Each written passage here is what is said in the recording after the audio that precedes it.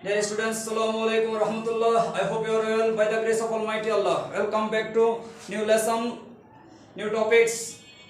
সেটা হচ্ছে আজকে আমাদের চেঞ্জিং অর ট্রান্সফরমেশন অফ সেন্টেন্সের পার্ট 2, যেটা হচ্ছে অ্যাসার্টিভ টু ইন্টারগেটিভ। আমরা গত ক্লাসে আলোচনা করেছিলাম অ্যাসার্টিভ সেন্টেন্স কাকে বলে। যে সেন্টেন্স দ্বারা বর্ণনা বা বিবৃতি প্রকাশ পায় তাকে অ্যাসার্টিভ সেন্টেন্স বলে। যে সেন্টেন্স দ্বারা প্রশ্ন করা বোঝায় তাকে ইন্টারগেটিভ সেন্টেন্স বলে। যাই হোক, আজকে আমরা যেটা শিখবো, যেটা অ্যাসার্টিভ থেকে ইন্টারগেটিভ সেন্টেন্সের মধ্যে রূপান্তর, ট্রান্সফরমেশন করব আমরা। যাই হোক, আমরা আলোচনায় আসি। আমাদের আজকে প্রথমে যে আমরা আলোচনা আসবো সেটা হচ্ছে রুলস নিয়ে, যেটা আমাদের আইটেম 1, যেটা প্রদত্ত। আমরা বলেছি এখানে দেখো, প্রদত্ত অ্যাসার্টিভ সেন্টেন্সে অক্সিলারি ভার্ব থাকলে ইন্টারগেটিভ করার নিয়ম। অক্সিলারি ভার্বগুলো আগে আমরা জানি যে মেজার, was, were, have, has, had, shall, should, will, would, can, could, may, might, must, ought to, need, dare to, do, did, does, এগুলো নিয়ে আমাদেরকে কাজ করতে হয়। যাই হোক, আমরা এরকম বলতেছি। তাহলে আবার বলতেছি আমি বিষয়টা, প্রদত্ত অ্যাসার্টিভ সেন্টেন্সে অক্সিলারি ভার্ব থাকলে ইন্টারগেটিভ করার নিয়ম। নিয়ম এখানে আমি দুটো পার্ট লিখেছি, দেখো। একটা আছে auxiliary verb plus not plus subject অথবা নাউন প্লাস বাকি অংশ, এরপরে লাস্টে ইন্টারগেটিভ চিহ্ন।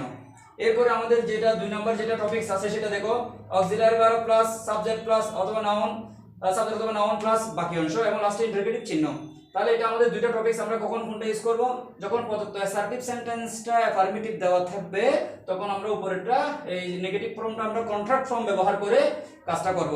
আর যখন প্রদত্ত অ্যাসার্টিভ সেন্টেন্সটা অক্সিলারি ভার্ব সহ যখন কি থাকবে, নেগেটিভ দেওয়া থাকবে, তখন আমরা এখানে দ্বিতীয় যেটা আছে রুল সেটা করব, যেটা হচ্ছে অক্সিলারি ভার্ব প্লাস সাবজেক্ট অথবা নাউন প্লাস বাকি অংশ এবং লাস্টে ইন্টারগেটিভ চিহ্ন।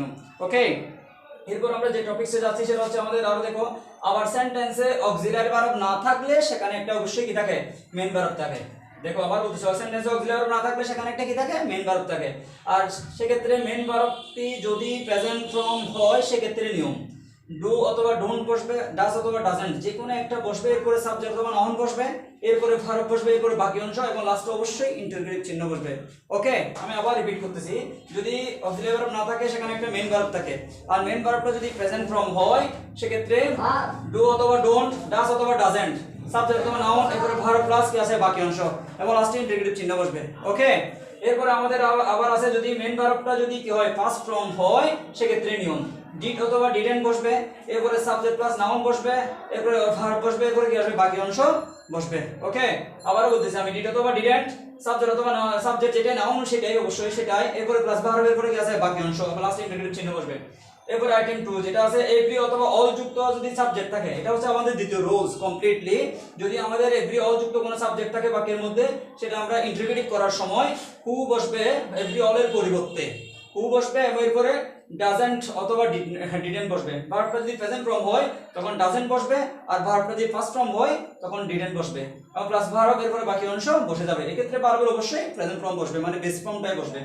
এরপরে আবার যদি নোবডি অথবা অ্যাসার্টিভ সেন্টেন্সে যদি নোবডি অথবা নো ওয়ান অথবা নান যদি দিয়ে যদি কোনো বাক্য শুরু হয়, বাক্যের সাবজেক্ট হয়, সেক্ষেত্রে নোবডি, নো ওয়ান, নাউনের পরিবর্তে হু বসাবো আমরা ইন্টারগেটিভ করার সময়, হু বসবে প্লাস বাকি অংশটা বসবে।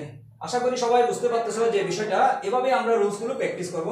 প্রথম রুলস যেটা বলেছিলাম যে আমাদের অ্যাসার্টিভ সেন্টেন্সে অক্সিলারি ভার্ব থাকলে দুইটা রুলস, একটা হচ্ছে auxiliary verb plus not plus subject অথবা নাউন প্লাস ভার্ব প্লাস বাকি অংশ। ঠিক আমরা এখন সেই কাজটা করেছি। এখানে বলতে সেন্টেন্সে অক্সিলারি ভার্ব আছে। অক্সিলারি ভার্বটা কিরকম, যে mother Teresa is an icon to many people. তাহলে আমাদের এই অক্সিলারি ভার্ব, এই ইজ আছে আমাদের কি অক্সিলারি ভার্ব। তাহলে ইজ অক্সিলারি ভার্ব থাকার কারণে সেটাকে আমরা শুরুতেই নিয়ে আসবো এবং সেটা কন্ট্রাক্ট ফর্ম নেগেটিভে নিয়ে আসবো, যেহেতু প্রদত্ত সেন্টেন্সটা অ্যাফার্মেটিভ। যেমন এখানে আমরা কি লিখছি, তাহলে এটার কন্ট্রাক্ট ফর্ম হচ্ছে নেগেটিভে ইজন্ট, এরপরে সাবজেক্ট হচ্ছে আমাদের মাদার তেরেসা, সাবজেক্ট হচ্ছে আমাদের কি mother Teresa, an icon to many people, এবং বাকি অংশটা আমরা লিখে দিয়েছি এবং ইন্টারগেটিভ চিহ্ন হয়ে গেছে। তাহলে এটা আমরা অ্যাসার্টিভ থেকে ইন্টারগেটিভে রূপান্তর হয়ে গেছে।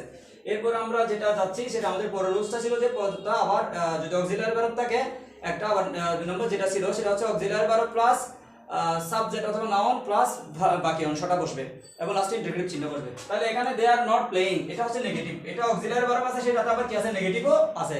সেজন্য আমরা কি করলাম, অক্সিলারি ভার্বটার অ্যাফার্মেটিভ ফর্ম আর নট যেটা আছে, এই আর নট এর নেগেটিভ অ্যাফার্মেটিভ ফর্ম আছে আর বসছে, এরপরে ওই সাবজেক্ট অথবা নাউন যেটা আমরা স্ট্রাকচারে ছিল দে বসছে, এরপরে বাকি অংশটা বসছে এবং সেটা ইন্টারগেটিভ চিহ্ন বসছে।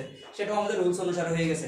ওকে, এরপর আমরা যাচ্ছি, যদি বাক্যের মধ্যে অক্সিলারি ভার্ব না থাকে তখন সেখানে একটা মেইন ভার্ব থাকে, আর মেন ভার্বটা যখন প্রেজেন্ট ফর্ম হয় সেক্ষেত্রে ডু অথবা ডোন্ট, ডাজ অথবা ডাজেন্ট বসে, এবং এরপরে কি বসবে, সাবজেক্ট অথবা নাউন বসবে, এরপরে সাবজেক্ট বসবে, এরপরে প্লাস বাকি অংশ বসে যাবে। ওকে, সেই নিয়ম অনুসারে আমাদের দে প্লে ফুটবল।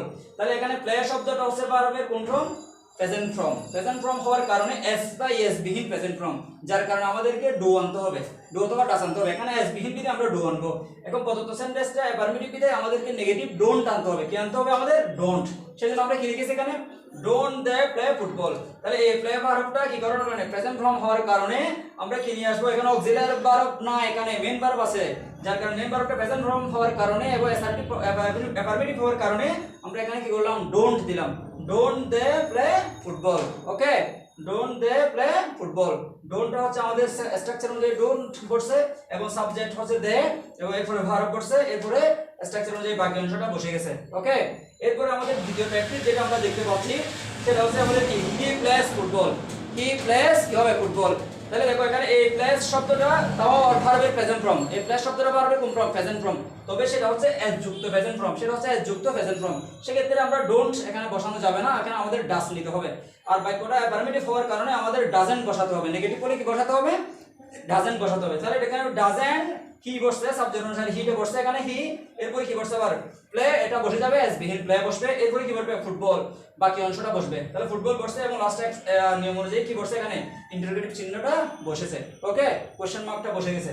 ওকে, এরপর আমরা দ্বিতীয় আমাদের কথা ছিল যদি মেন ভার্বটা ফার্স্ট ফর্ম হয় সেক্ষেত্রে আমাদের কি করতে হবে, ডিডেন্ট আনতে হবে। আমাদের কি আনতে হবে, ডিড অথবা ডিডেন্ট আনতে হবে। এখন বাক্যটা অ্যাফার্মেটিভ হওয়ার কারণে আমাদের নেগেটিভ ডিডেন্ট আনতে হবে। সেজন্য আমরা শুরুতে কি আসলাম, এই প্লে, এটা ফার্স্ট ফর্ম হওয়ার কারণে আমরা কি নিয়ে আসলাম, ডিডেন্ট নিয়ে আসলাম, এবং ডিডেন্ট আসলাম, এরপরে সাবজেক্ট অনুসারে হি যেটা আছে এখানে হিটা বসালাম, এরপরে এখানে প্লে যেটা প্রেজেন্ট ফর্ম, প্লে যেটা ফার্স্ট ফর্ম হলেও সেটা এক্ষেত্রে কি করতে হবে, প্রেজেন্ট ফর্ম বসাতে হবে। প্লে লিখলাম, এরপর আমাদের কি লিখলাম, ফুটবল, বাকি অংশটা বসালাম এবং লাস্টে কোশ্চেন মার্ক দিলাম, তাহলে আমাদের এটা কি হয়ে গেল, ইন্টিগ্রেটিভ হয়ে গেল। এরপরে আমরা আরেকটা টপিক সেরে যাচ্ছি। তো যদি এভরি অথবা অল যুক্ত যদি কোনো বাক্যের সাবজেক্ট থাকে অ্যাসার্টিভ সেন্টেন্সে, সেটা যখন আমরা ইন্টিগ্রেটিভ করতে যাব তখন সেক্ষেত্রে আমাদের বসাতে হবে যে হু বসবে, এরপরে ডাজেন্ট অথবা ডিডেন্ট, এরপরে প্লাস ভার্ব এবং এরপরে বাকি অংশটা বসবে এবং লাস্টে ইন্টিগ্রেটিভ চিহ্ন বসবে। এটাই আমাদের রুলস ছিল। সেই রুলস অনুযায়ী আমরা দেখো কি লিখছি, এভরিবডি লাভস হার চাইল্ড। প্রত্যেক শিশু প্রত্যেকেই তার শিশুকে ভালোবাসে। তাহলে আমরা এখানে কি আছে, এভরিবডি যেহেতু দিয়েছে এখানে কি লিখছি আমি, লাভস। এখন লাভস শব্দটা আমার ভার্বের কোন ফর্মে আছে, প্রেজেন্ট ফর্মে আছে। তাই প্রেজেন্ট ফর্ম থাকার কারণে আমাদের এখানে কি করতে হবে, এখন আমি ডিডেন্ট নেওয়া যাবে না, এখানে আমাকে নিতে হবে কি, ডাজেন্ট। সেই জন্য আমি কি দিয়েছি এখানে, স্ট্রাকচার অনুযায়ী আমাদের হু আছে, আমাদের স্ট্রাকচার কি ছিল, হু ছিল।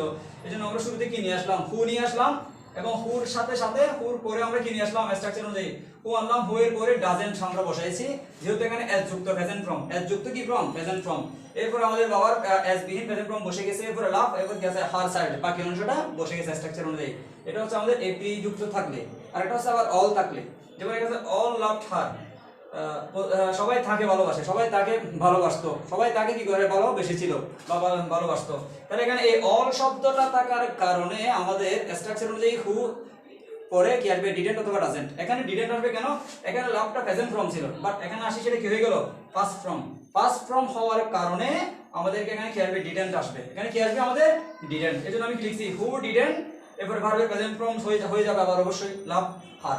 ওকে, এরপর আমাদের সেকেন্ড আবার একটা ছিল সেখানে যে আইটেম 2 এর মধ্যে যে নোবডি যদি থাকলে, নোবডি, নো ওয়ান, নান যদি থাকে, নান যদি কোনো অ্যাসার্টিভ সেন্টেন্স যদি শুরু হয়, সেটা যখন আমরা ইন্টারোগেটিভ করতে যাব সেক্ষেত্রে শুধুমাত্র নোবডি বা নান অথবা নো ওয়ান এগুলো বাদ যাবে এবং হু বসবে, প্লাস বাকি অংশটা বসিয়ে দিয়ে এবং লাস্ট ইন্টারোগেটিভ চিহ্ন দিলে হয়ে যাবে।